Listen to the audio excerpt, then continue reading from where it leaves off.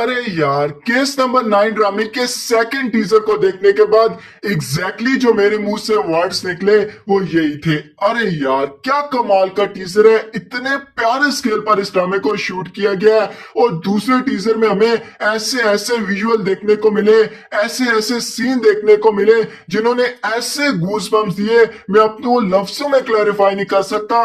एक जगह सबा कमर हमें बेड पर बेयारो मददगार पड़ी हुई नजर आती है और दूसरी जगह जिस तरह हमें स्टोरी के क्लिप एंगल 2 वेज में देखने को मिले हैं। दूसरे टीजर को देखने के बाद जो ड्रामे को देखने की क्यूरियोसिटी है ना, वो इतनी बढ़िया है और ड्रामे को देखने के लिए मैं इतना इंटेंसिटी के साथ वेट कर रहा हूं, मैं आपको लफ्जों में बयान नहीं कर सकता। अब सेकंड टीजर में हमें बेसिकली स्टोरी के 2 वेज देखने को मिले हैं। एक जगह हमें कुछ ऐसे सीन देखने को मिलेंगे जहां पर हमें लगेगा कि यार फैसल कुरैशी सबा कमर को हमें विक्टिमाइज करता हुआ नजर आएगा और हमें लगेगा कि यार फैसल कुरैशी कल्प्रिट है, इसी ने रेप किया है, यही रेपिस्ट है।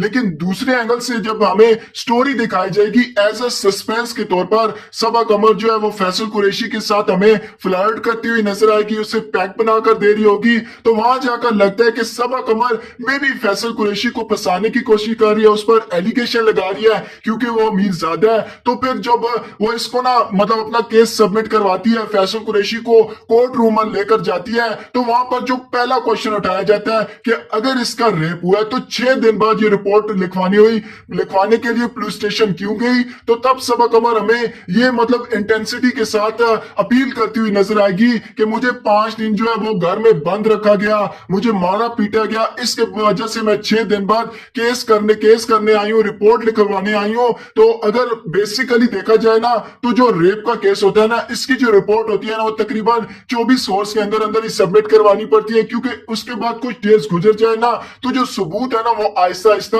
मिट जाते हैं। लेकिन मैं कहता हूं इतना कमाल का टीजर था, ऐसे गूस बम्प दिए, ऐसी सस्पिशियस चीजें हमें इसमें देखने को मिली है।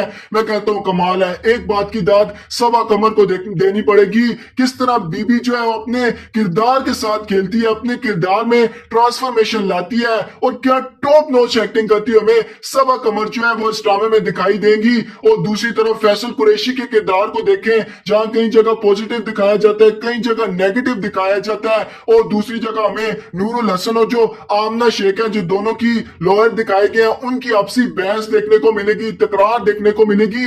वो चीज काफी ज्यादा ना इंटरेस्टिंग लगी है। बाकी टीजर को देखने के बाद मैं एक चीज लाजमन कहूंगा, ड्रामे का कैलिबर जो है वो काफी ज्यादा हाई है, बड़े स्केल पर शूट किया गया है, अच्छा बजट लगाया गया है, मैसिव स्टार कास्ट है। और टीजर देखने के बाद मैं कहता हूं टीजर ने ऐसी वाइब सेट की है कि जैसे बंदे को लगता है कि नेटफ्लिक्स की कोई सीरीज है यार, सीरीज चल रही होती है, बीच में सस्पेंस आता है, कुछ ऐसी मर्डर मिस्ट्री चीजें आती हैं, तो जो सस्पेंस का लेवल है ना वो बढ़ता है। तो सेम चीजें हमें इस ड्रामे में देखने को मिली है। सैयद वजाहत हुसैन को एक बात की दाद देनी पड़ेगी कि मतलब बंदा ना जिस लेवल की डायरेक्शन करता है ना, मैं कहता हूं इसके लेवल का कोई भी डायरेक्टर नहीं है। खई में इनकी डायरेक्शन देख लें, अभी इस ड्रामे में देख लें, मैं कहता हूं कमाल है और स्टोरी का नैरेटिव स्ट्रॉन्ग है। अब मेरा बस नहीं चल रहा मैं इस ड्रामे की तारीफों के पुल बांधूं।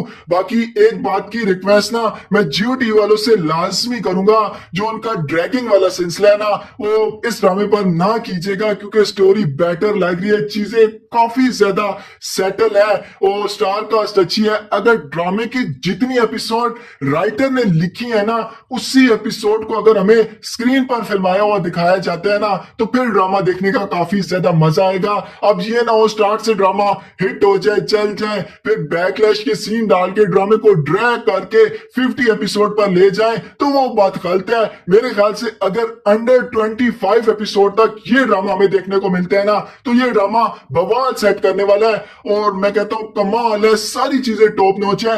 एक भी चीज ऐसी नहीं देखने को मिली जिसको लेकर मैं इस ड्रामे पर नेगेटिविटी दिखाऊं, बल्कि सारी चीजें मुझे पॉजिटिव देखने को मिली है। स्टोरी का क्लिप एंगल कमाल है, सस्पिशियस चीजें देखने को मिलेंगी, सबा की टॉप नॉच एक्टिंग है, फैसल का डिफरेंट किरदार है, नूरुल हसन की बेहतरीन एक्टिंग हमें जो लॉयर की है वो इस ड्रामे में देखने को मिलेगी। बाकी जुनेद खान का भी क्लिप एंगल रहता है, अली रहमान का रहता है, वो क्या रोल प्ले करेंगे क्योंकि उनका भी एक अच्छा खासा सेटल किरदार हमें देखने को मिलेगा, तो वो आगे मजीद टीजर में हमें देखने को मिलेगा। बाकी दोनों टीजर मुझे काफी अच्छे लगे। तो ये था सेकंड टीजर को लेकर मेरा जेन्युइन ओपिनियन। बाकी आपको दूसरा टीजर कैसा लगा? दूसरा टीजर देखने के बाद आप इस ड्रामे के लिए कितने एक्साइटेड है, ड्रामे का आप कितना वेट कर रहे हैं, वो मुझे आप कमेंट सेक्शन में लाजमी बताइए। बाकी आज की वीडियो में बस इतना ही। अगर आपको ये वीडियो जरा सी भी अच्छी लगी हो तो इसे लाइक करके चैनल को जरूर सब्सक्राइब करें। आपसे मिलते हैं फिर किसी वीडियो में, तब तक के लिए अल्लाह हाफिज।